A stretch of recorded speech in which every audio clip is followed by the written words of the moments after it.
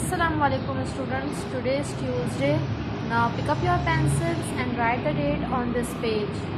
آج ہم پڑھیں گے ہم کیا ہے؟ ہم جس کے اندر اللہ تعالیٰ کی تعریف بیان کی جائے. تو زمین آسمان کا مالک، ساری دنیا جہاں کا مالک، میرے تن میری جان کا مالک.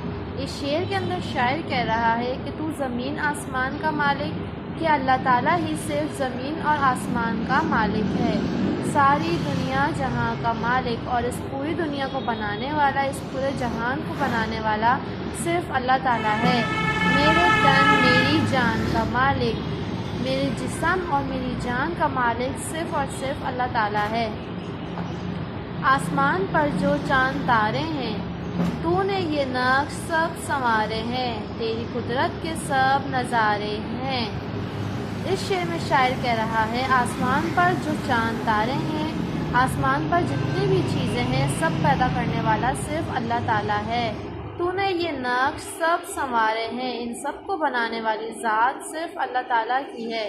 تیری قدرت کے سب نظارے ہیں، اور یہ ساری چیزیں اللہ تعالیٰ کی قدرت کی نشاندہی کرتی ہیں، اللہ تعالیٰ کی قدرت کو واضح کرتی ہیں.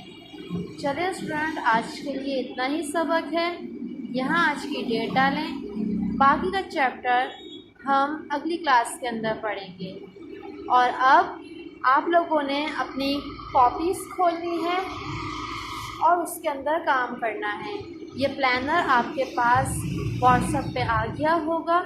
آپ نے سب سے پہلے 16 تاریخ کو ٹائٹل پیج بنانا ہے اور وہ گروپ کے اوپر شیئر کرنا ہے. اس کے اوپر ٹیچر آپ کو ریمارکس دے گی.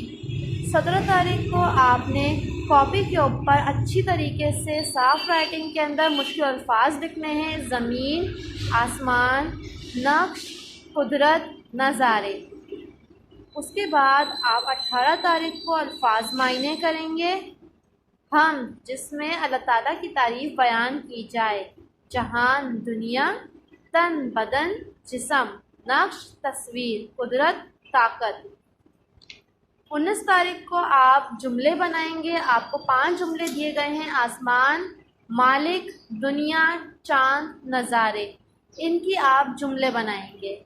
اور پھر 20 تاریخ کو آپ نے سوال جواب کرنے ہیں. پہلا سوال ہے: ہم میں کس کی تعریف بیان کی جاتی ہے؟ آپ کو اس کا جواب پتہ ہے؟